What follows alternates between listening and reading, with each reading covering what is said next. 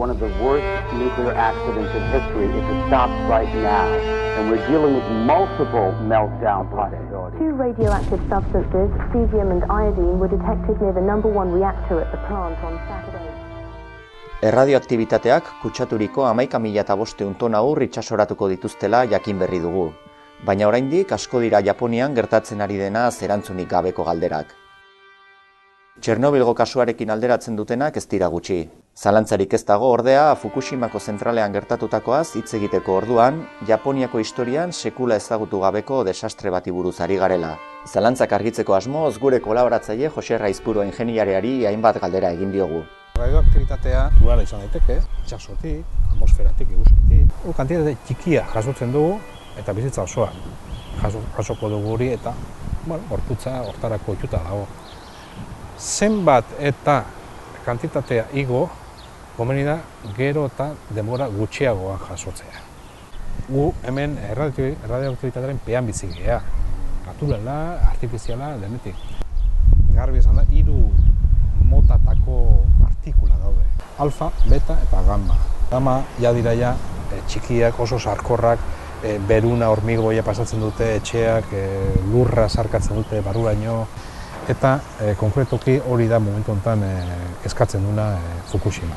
Lurrikararen ondorioz erori ziren posta elektrikoa leku askotan.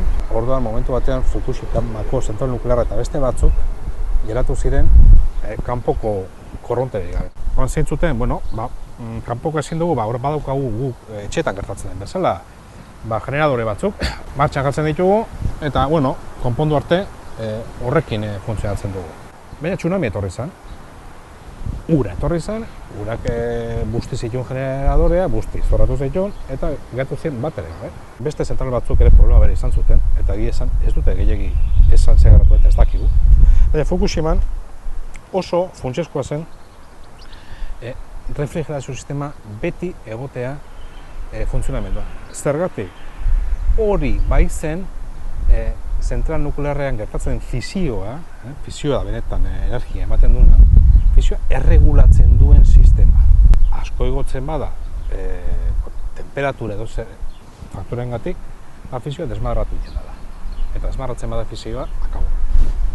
Gizakiak oindik edo nidaki dela, ikerlariek ez dakite kontrolatzen behin desmadratutako fisio nuklearra.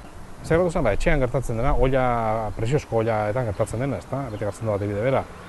Zu jartzen duzuan garbantzuak iten, astu iten zaizu, gutentzea konpraetea, eta etortzen zea etxera, eta olla lehertuta, sukaldea garbantzu guztia barria duta, antzeko hartu zen.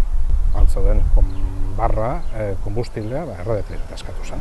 Fisio nuklearra denez, etxeko olla ziten da, itzali da, bukatu da, eta antxegatu da. Baina hori ez, hori da, sortu zen, kontrolatu ezin den mekanismo erreaktibo bat. Eta etengabe dijo hori dena funditzen, fisionatzen, ez du fisionatzen da puskatzen. Noiz arte, printzipioz, batek frenatu arte, bagastatu arte, edo bukatu arte. Nire ustez, bukatu arte. Txernobilen gertatzen gaur egun, Txernobil martxan da, fisio nuklearra martxan da. Jarri dituzte estalki batzuk, eta oin berriro jarri balute beste estalki batzuk, zen ja, martxan pasatzen nahi da, ateratzen nahi da. Zein da horren larritasuna? Ez zentral nuklear, ez erreaktore bat, 4 erreaktore, gutxinez, daude kaltetuta.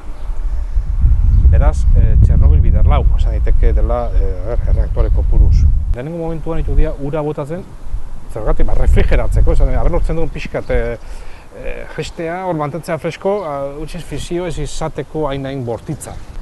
Lortu dute partxe bat, eta partxe hori logikoa da horitea, ea beste soluzio bat okurritzen zaien bitartean, ezta? Ura, kutsatzen. Bai itxasoko ura, bai ur naturala, eta ura, esan den kutsatzen, ura gero, sartzen da lurrean, itxasora juten da, vaporizatu egiten da, komentatzen da, lehen da izin beharko luketena da, ura kendu, handagoen ura kendu, utzi erradiatzen, eta jarri kartutxa batzu. Hortarako beharko dena. Eta hor parte hartuko duten guztiek egingo dira. Hori garbi izan behar da, beldurri gabe. Beste arazo bat, emititzen ari radioaktibitate hori, Pazifiko orantz jotzen dula, eta asko itsasoan barreiatuko da, beste asko Asia aldera itzuliko dira.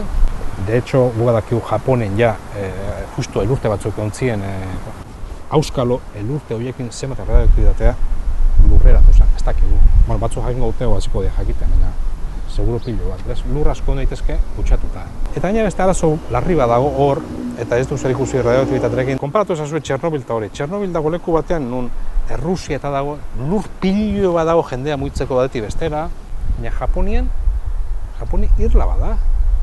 Hora ezin dute, muitu 120 milioi pertsona. Poliki jungo da, irla osoa kutsatzen, gauza batzu gehiago, ez batzu gutxego. Txerago ez da bomba nuklearra bezala, Hiroshima motozten, momentu batean izan zen, tamaina bateko erratibitatea, iraun zuen hilabete batzu, baina iturria moztu zen, hemen ez, baina iturria segitzen du eta segituko du. Ingura dut gaude, Frantzia aldean, dauzkagu emendikan 200 kilometrora bi zentral eta Garoñako daukagu, eraz. Hemen ez dago, baina ingura dut gaude. Eta gertatzen bada hau zer? 30 urtean gertatu da hau. Baina gertatzen denean, pagatu behar den prezioa izugarria da. Gure kulpabilitatea gizarte bezala nolakoa gehan, agian gastatzen, derrotxatzen. Eta bestetik, botere ekonomikoak eta lobiek negozio barutela egin iturri importante horien gainean. Eta egia da, energia alternatiboak eta eguzkia eta hidrogenokoa eta hori arazo larri bat dutela. Teknologikoaz gain, kontrolarena, fusioko energia, hidrogenoko fusioko energia, da etorkizuneko energia garbiena. Baina, hidrogeno uran dago, ura librea da. Ez da petrolio bezala edo uranio bezala, kontrolatuta dago dena eta batzuk aberastuko diren. Garapen eredu aldatu beharko litzateke eta agian hori beste bat izan daiteke. Baina, energia nuklearra garbi dago, hau ikusita, simple izan da, ez.